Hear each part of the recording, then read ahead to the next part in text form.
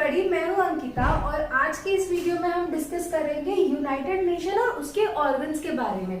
तो United nation है क्या? यूनाइटेड नेशन एक ऑर्गेनाइजेशन है जो इंटरनेशनल लेवल पे काम करता है।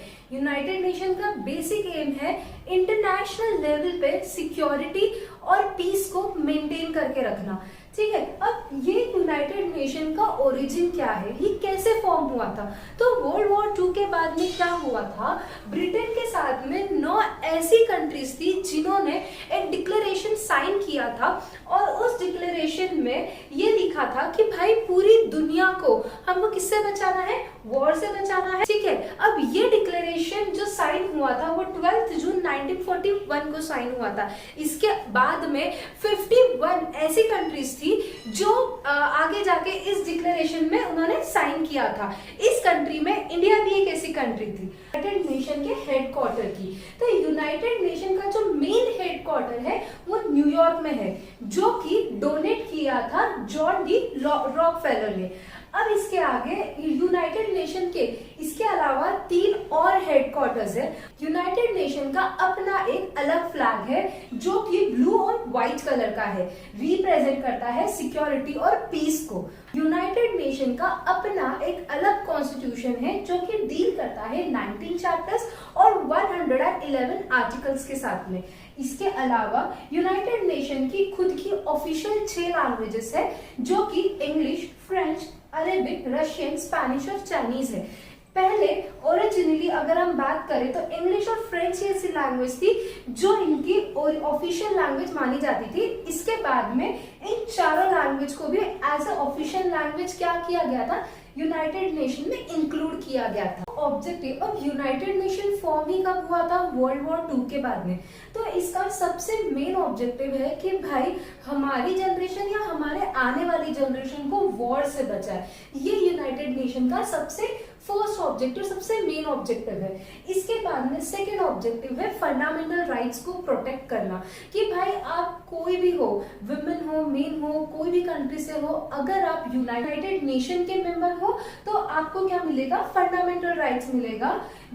इसके बाद में हम बात करेंगे जस्टिस को प्रोवाइड करना। अगर 2 कंट्रीज के बीच में वॉर होता है या उसकी सिचुएशन क्रिएट होती है और दोनों भी कंट्रीज अगर यूनाइटेड नेशन के मेंबर हो तो उन दोनों कंट्रीज की कंडीशन को ध्यान में रख के यूनाइटेड नेशन क्या है, जस्टिस प्रोवाइड करता है दोनों भी कंट्रीज को।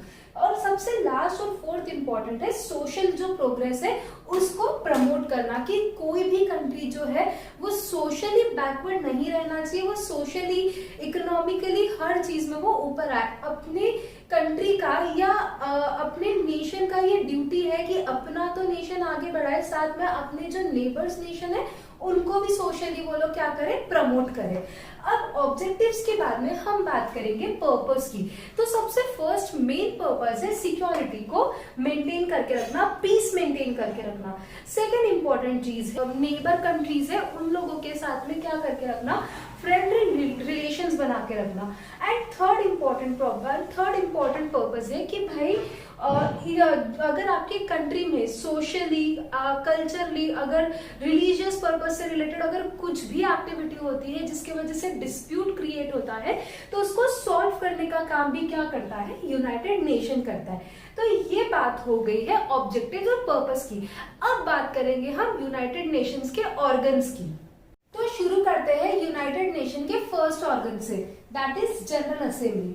जनरल असेंबली में क्या होता है कि हर साल सारे जो मेंबर्स है यूनाइटेड नेशन के वो लोग इकट्ठा होते हैं और आपस में ही प्रेसिडेंट और वाइस प्रेसिडेंट को सिलेक्ट करते हैं। ये जो सिलेक्शन है वो वोटिंग के थ्रू होता है, हर स्टेट के पास में एक वोटिंग राइट होता है। इसका सबसे मेन एम है ह्यूमन राइट्स को प्रोटेक्ट करना। अगर कहीं पे भी ह्यूमन राइट्स का वॉल्यूशन हो रहा है तो उसको प्रिवेंट करने का काम जनरल असेंबली करती है। इस एम के लिए जनरल असेंबली ने ह्यूमन राइट काउंसिल का भी सेटअप किया है। इंडिया जो है ये ह्यूमन राइट काउंसिल का एक मेंबर है। यूनाइटेड नेशन के किसी भी मेंबर ने अगर ह्यूमन राइट्स को वॉलेट किया है या उसको प्रमोट करने से रोक रहा है तो यूनाइटेड नेशन क्या करता है, वो वाले मेंबर को सस्पेंड कर देगा। आगे बात करेंगे हम सिक्योरिटी काउंसिल की। तो तो सिक्योरिटी काउंसिल जो है ये यूनाइटेड नेशन का सेकेंड इंपॉर्टेंट ऑर्गन है, जिसकी प्राइमरी रिस्पॉन्सिबिलिटी क्या है कि वो सिक्योरिटी और पीस को मेंटेन करे इंटरनेशनल लेवल पे। ठीक है, अब सिक्योरिटी काउंसिल में टोटल 15 मेंबर्स होते हैं, जिसमें से 5 मेंबर्स जो है वो परमानेंट मेंबर्स होते हैं। अब ये 5 परमानेंट मेंबर्स कौन से हैं? यूके, यूएसए, चाइना, रशिया और France.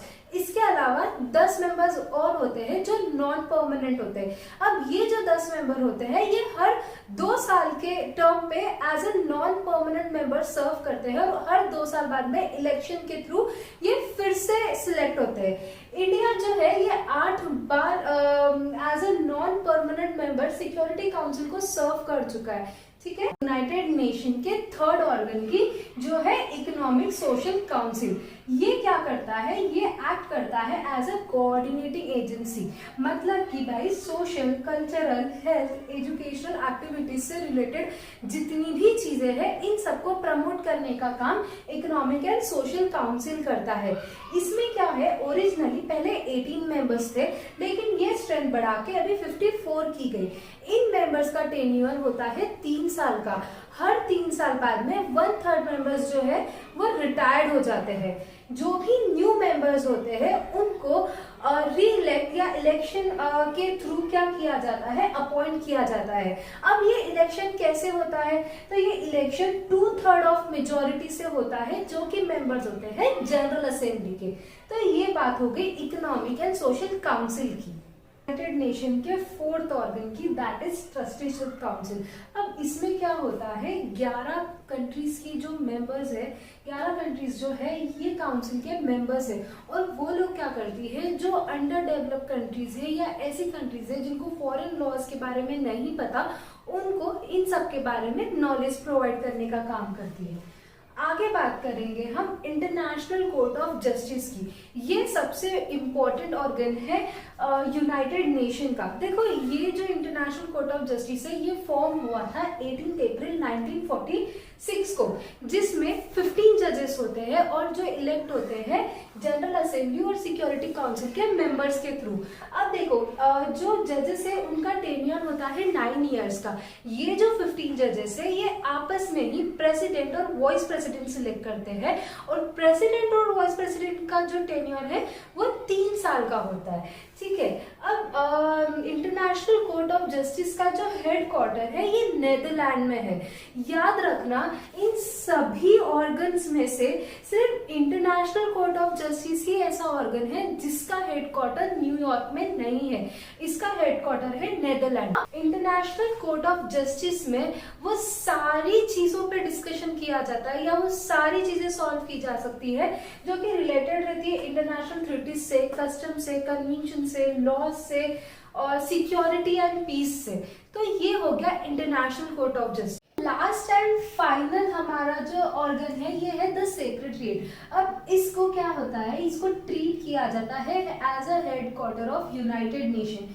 Day to day business में जितनी भी एक्टिविटीज चल रही है उन सभी की रिपोर्ट रखने का काम द सेक्रेटरीट करता है। साल भर में जितनी भी एक्टिविटीज हो रही है, हमारा गोल क्या है, कहाँ पे कौन सा नेशन है या कौन से मेंबर्स है जो एक्टिविटीज को फॉलो कर रहे हैं, जो रूल्स को फॉलो कर रहे हैं, हम किस लेवल तक पहुंच गए, जो हमारा गोल है वहां तक हम पहुंचे या नहीं पहुंचे, अगर पहुंच गए तो उसके रिजल्ट्स क्या है, नहीं पहुंचे तो ड्रॉबैक्स क्या है, इन सभी चीजों को ध्यान में रखने का काम और इन सभी चीजों की रिपोर्ट देने का काम क्या करता है, द सेक्रेटरीट करता है। अब ये रिपोर्ट किसको देगा, ये रिपोर्ट देगा जनरल असेंबली को। ठीक है, तो ये सब कुछ हो गया यूनाइटेड नेशन के ऑर्गन के बारे में। अगर आपको यूनाइटेड नेशन या उसके ऑर्गन से रिलेटेड कुछ भी क्वेरी हो तो please let me know in the comment box, or you can mail me on my mail ID which is given under the description box. So अभी के लिए इतना ही। See you in the next lecture. Goodbye.